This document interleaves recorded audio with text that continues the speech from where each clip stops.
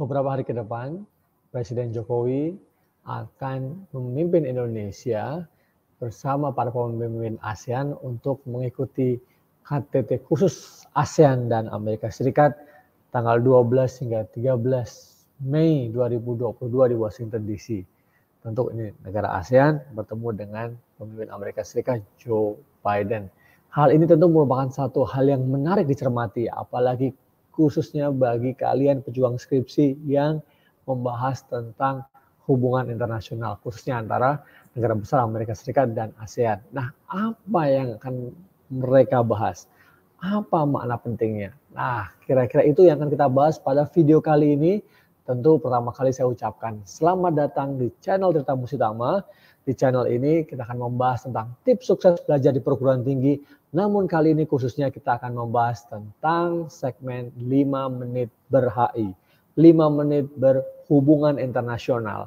Bagaimana isu-isu hubungan internasional bisa memberikan manfaat yang membumi bagi kehidupan kita khususnya bangsa Indonesia. Nah, bersama saya Profesor Tirta Musitama. Terima kasih banyak yang sudah subscribe, yang belum silahkan subscribe sekarang. Terima kasih. Nah, kita akan membahas tentang KTT khusus ASEAN dan Amerika Serikat tanggal 12-13 Mei 2022. Apa yang menjadi makna strategis dari KTT ini? 10 negara ASEAN ditambah 1 negara adidaya, yaitu Amerika Serikat. Nah, kita bisa melihat dari beberapa hal. Tapi saya selalu mengatakan bahwa setiap peristiwa, setiap fenomena internasional itu mari kita dudukkan dalam konteksnya.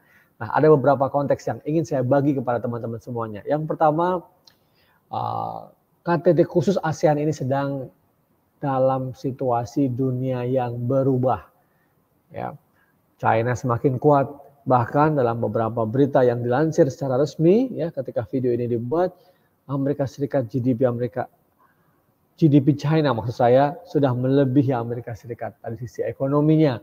Jadi de facto sebenarnya China sudah menjadi salah satu atau satu-satunya ya atau pemimpin ekonomi terbesar di dunia saat ini, menggeser Amerika Serikat. Nah, gimana? Silahkan dicek nih bagaimana kekuatan China bisa seperti itu. Nah, kemudian di sisi lain Amerika Serikat juga sedang mencari bentuk, persoalan-persoalan domestiknya belum selesai. Joe Biden berusaha terus menguatkan gripsnya dalam internal domestik ya, di tengah ancaman bahwa Partai Republik terus merangsek agar jangan sampai nanti kekuasaan Demokrat dikalahkan Republik dalam pemilihan berikutnya. Nah, mereka masih punya agenda-agenda itu. Selain juga agenda-agenda internasional, agenda-agenda global yang tidak bisa dinafikan begitu saja oleh Amerika Serikat. Ya. Nah, selain itu juga pimpinan-pimpinan baru di Jerman, baru kanselernya terpilih, kemudian di Eropa, maksud saya di Prancis ya, Macron kembali terpilih. Nah, ini tentu menunjukkan ada continuity ya, ada hal-hal yang bisa terus berjalan sama ya, tapi juga ada perubahan di sana sini. Nah, ini menjadi hal penting. Kemudian konteks yang kedua adalah dunia saat ini sedang memasuki masa recovery ya, full recovery dari pasca COVID-19. Sebagian besar negara-negara sudah melonggarkan larangan untuk traveling ya di seluruh dunia mulai 1 April kemarin. Dan kita lihat Indonesia luar biasa ketika video ini dibuat suasananya masih suasana lebaran ya. Kita menyaksikan kegerakan manusia ya, pergerakan manusia dari ibu kota Jakarta, ini ibu kota negara kita ini, ke berbagai kota seluruh Indonesia itu meningkat pesat ya. Tol macet, ada kontraflow, ada satu arah dan lain sebagainya. Harga tiket pesawat juga meningkat, tidak pernah ada harga tiket seperti itu untuk domestik gitu ya. Belum juga untuk perairan, ya, penyeberangan dan segala macam. Alhamdulillah, puji syukur kepada Tuhan, ini semua berkah ya, bahwa kita sehat, kita semua divaksin, sudah ada booster. Nah, kita juga bisa bersilaturahmi dengan orang-orang tercinta. Nah, ini menjadi penting. Dunia juga mengalami itu. Kita sehari-hari mengalami itu juga ya. Nah, namun demikian ada masalah-masalah klasik yang masih tetap ada. Seperti kesehatan, ya, perubahan iklim, kemudian pembangunan berkelanjutan, pendidikan, kemiskinan, dan lain sebagainya. Konteks ini ya yang akan membawa makna yang penting dan strategis dalam KTT khusus ASEAN dengan Amerika Serikat. Nah, saya ada beberapa poin, ini poin saya yang pertama. KTT khusus ASEAN dan Amerika Serikat diadakan dalam konteks dunia yang sedang berubah. Hubungan ASEAN dan Amerika Serikat sudah terjalin 45 tahun. Luar biasa. Bukan satu hubungan yang pendek ya, dengan pergantian pimpinan baik di Amerika Serikat maupun di ASEAN yang begitu dinamis, dari Partai Demokrat, Partai Republik, dan juga di ASEAN sendiri yang beraneka ragam ya kepemimpinannya.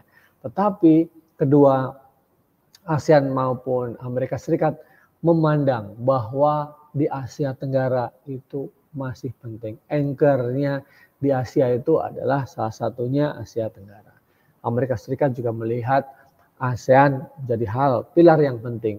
Tidak bisa ditinggalkan begitu saja, walaupun ya Amerika Serikat berusaha melakukan arrangement, pengaturan hubungan kerjasama yang baru yang berbeda-beda juga di Asia gitu ya. Nah, nanti akan kita bahas selanjutnya dalam konteks ini. Jadi makna ini menarik sekali ya. Yang pertama 45 tahun diadakan dan itu masih terus berlangsung. Dan kedua belah pihak melihat ini satu hal yang penting dan strategis karena pilar agar Asia Tenggara tetap aman, stabil, bagaimanapun juga kehadiran Amerika Serikat tetap menjadi hal yang penting, tidak bisa dinafikan.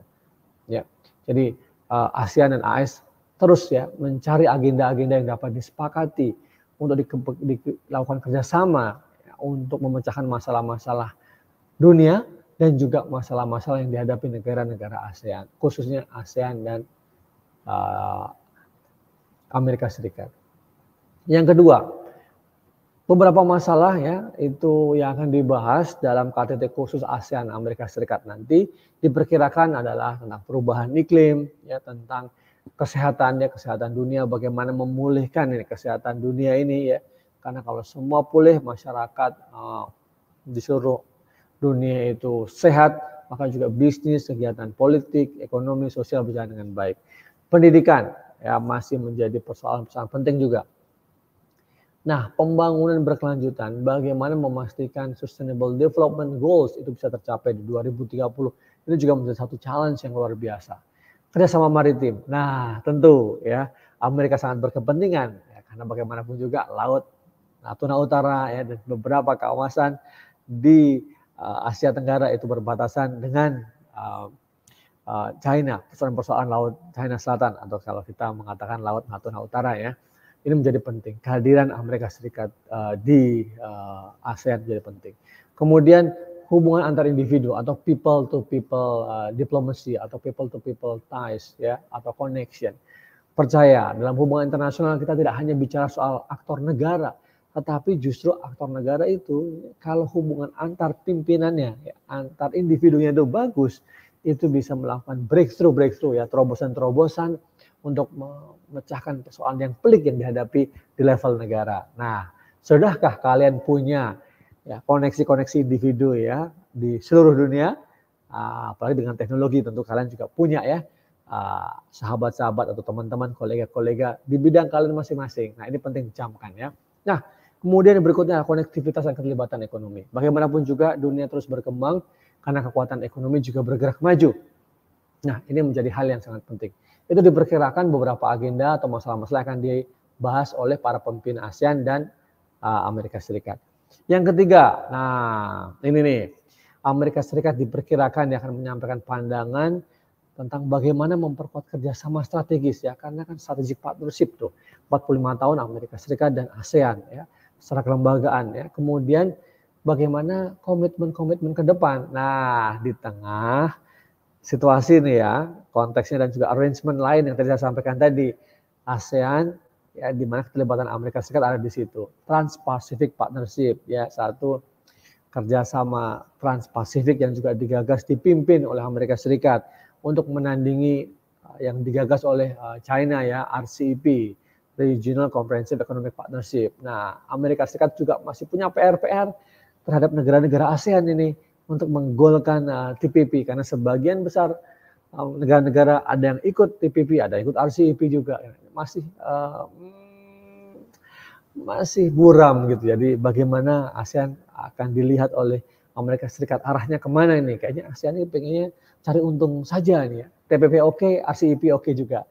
Belum lagi tentang Indo-Pasifik maupun Quad ya. Quad ada Australia, India, Amerika, dan Jepang. Nah, ini satu hal yang penting. Melihat bahwa ASEAN, ya, Asia Tenggara, tetapi dikelilingi di situ ada kekuatan-kekuatan besar yang mereka semua sebenarnya mau berusaha mengkonten, ya, membendung pengaruh dari China yang sudah begitu banyak melekat di Asia Tenggara. So far negara-negara ASEAN tidak terlalu merasa punya masalah karena ASEAN mendapatkan keuntungan juga dalam hubungan ekonomi dengan China. Nah, tapi Amerika merasa khawatir pengaruhnya terkurangi ya. Secara relatif Amerika Serikat sudah menurun ini kemampuannya.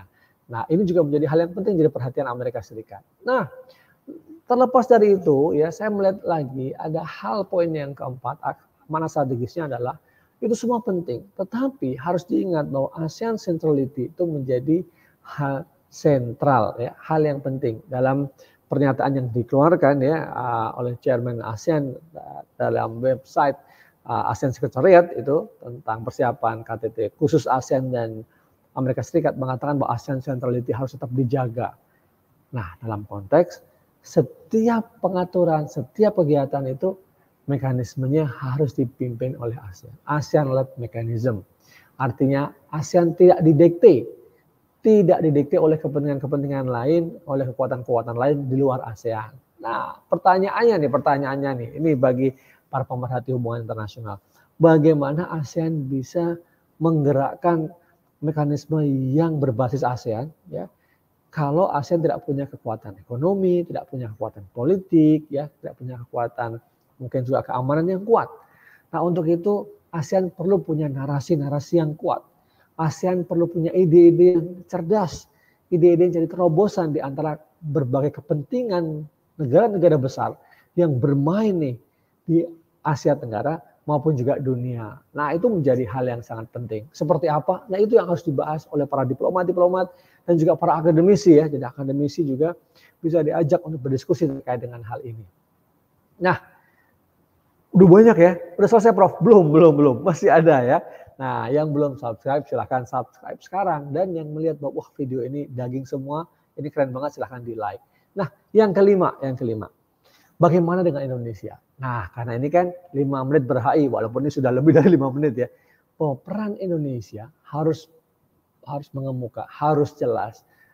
Kita harus asertif, harus tegas artinya. Dasarnya apa? Kepentingan nasional. Itu dia, kepentingan nasional. Kita tidak menghambakan kepada kepentingan negara besar satu maupun negara lain. Ya. Apakah itu Amerika Serikat, apakah itu China, apakah itu Uni Eropa, apakah itu Rusia, atau kalau ada kekuatan-kekuatan lain di dunia ini, ya, Indonesia tidak takluk kepada mereka. Tetapi yang terpenting adalah sepanjang kepentingan nasional Indonesia dapat terpenuhi, nah Indonesia di situ bermain. Ya, inilah esensi dari politik luar negeri bebas aktif. Nah, untuk itu kita mengapresiasi ya kehadiran Presiden kita Joko Widodo di KTT ASEAN dan Amerika Serikat.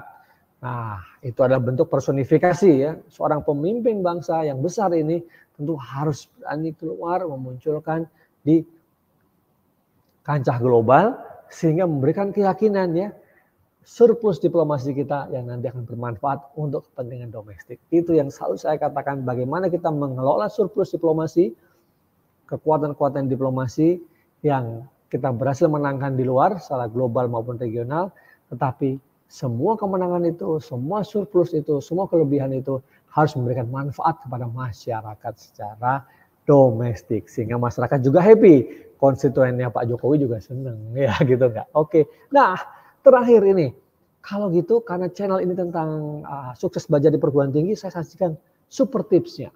Super tipsnya adalah bagaimana menjadikan peristiwa-peristiwa besar maha penting seperti KTT khusus ASEAN Amerika Serikat tadi menjadi topik penelitian yang menarik.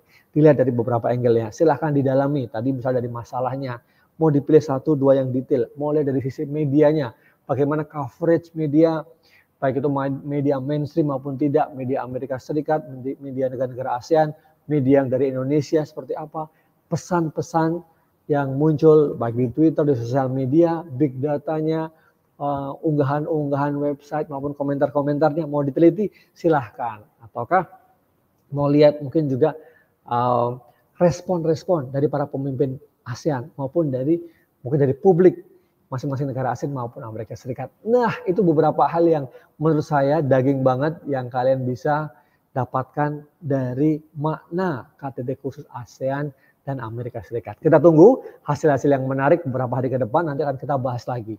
Terima kasih banyak, sukses buat kalian semua, sampai ketemu di video-video saya yang lain, dan juga jangan lupa ya, lihat video saya yang lain. Sukses buat kalian semua, jangan lupa bahagia, salam 5 menit berhubungan internasional yang bermanfaat untuk Indonesia.